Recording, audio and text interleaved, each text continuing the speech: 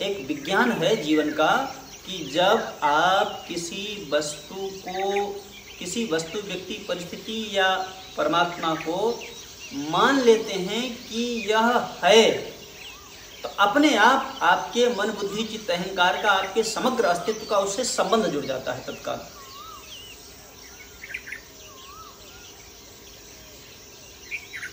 अस्तित्व की स्वीकृति उससे संबंध जोड़ देती है। मतलब वो सत्य, जैसे उसको आपने सत्य माना ना कि ये है, तो उससे आपका तुरंत संबंध हो जाता है।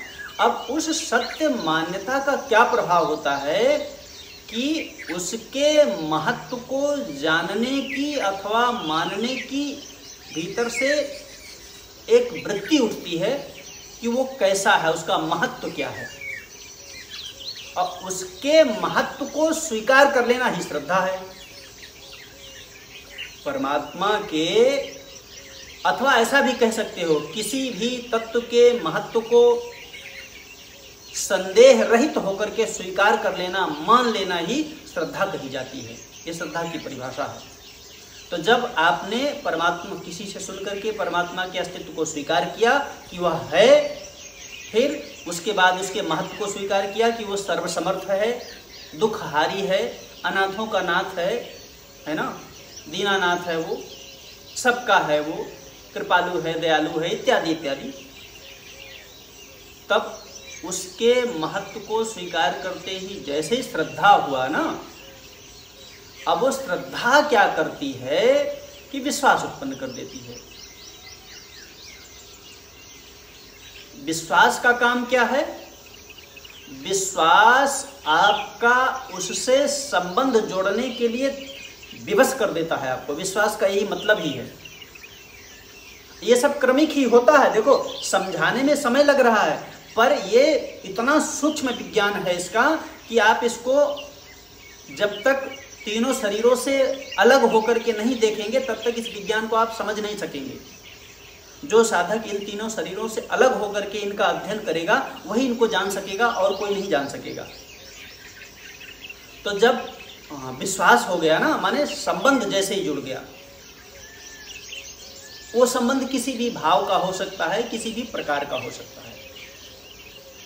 वो चाकर और ठाकर का हो सकता है, माने चाकर और ठाकुर, नौकर मालिक, या अच्छे शब्दों में इसको कहो तो सेवक और स्वामी, पिता पुत्र, मित्र, प्रिया प्रियतम, जो भी अनेक प्रकार के भाव हैं ना, उन किसी भी भावों में वो संबंध हो सकता है, वो विश्वास हो सकता है। अब उस सब विश्वास का प्रभाव ये होता है, उसका मूल्य ये होता है कि वह तत्काल ही उसके प्रति अपनत्व जागृत कर देता है, आत्मीयता उत्पन्न कर देता है। माने अपना है वो, अपना।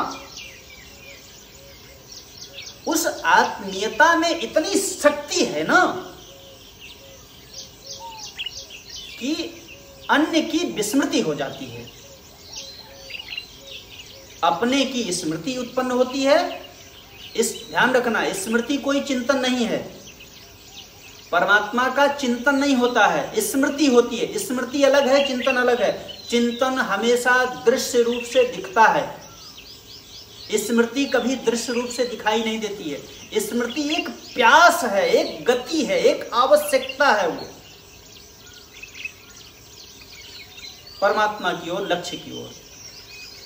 वो स्मृति आपके अस्तित्व में, आपके स्व में उदय होती है, मैं में उदय होती है, जो कि आपको परमात्मा से है से जोड़ने के लिए, मिलाने के लिए विवश करती है, उधर की गति उत्पन्न कर देती है आपके भीतर। वही आत्मीयता, फिर वही स्मृति, और फिर वही स्मृति आगे चल करके ध्यान बन जाता है। माने स्मृति हुई तो अन्य की विस्मृति हुई, अन्य की विस्मृति हुई, फिर वो ध्यान अपने आप बन जाता है। वही ध्यान फिर प्रेम में परिवर्तित हो जाता है, फिर प्राप्ति इत्यादि। तो फिर अनेक विभाग हैं, उसका वर्णन संभव भी नहीं है, आवश्यकता भी नहीं है, आप समझ भी नहीं पाओगे। अनुभव करोगे तभी वो समझ में आएगा।